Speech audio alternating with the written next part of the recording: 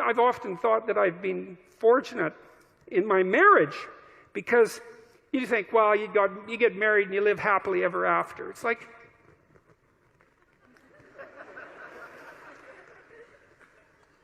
that's not it, is it? You don't want that even. You know what do you want? You want your partner to do just all she's going to do is sprinkle rose petals in front of you, right? And pat you on the back of the head and tell you how wonderful you are constantly, day after day. Man, you'd be so sick of that after well, maybe it'd take a month.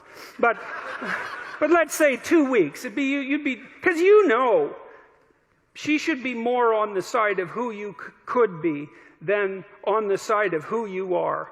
And if she's deluded enough or terrified enough to worship you in your current form, then, well, that doesn't say much for her. And it certainly isn't very helpful for you. You want someone that's going to get in the way now and then, you know, and to contend with. And I've been fortunate in my marriage because I have someone to contend with. You know, we have our discussions, and they're not easy.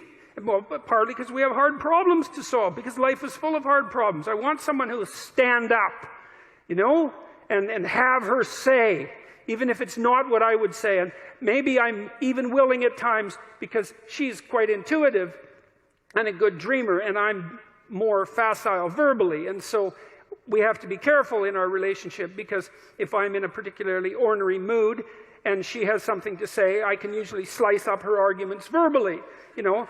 And that's fine as far as I'm concerned, because I get to win. But it's stupid. Well, it's stupid. It's, first of all, that doesn't mean I'm right.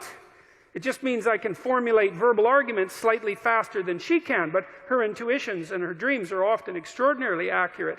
And so we've learned to some degree, to buttress each other's arguments just on the off chance that the person that you were foolish enough to marry might know something you don't now and then about something important, you know.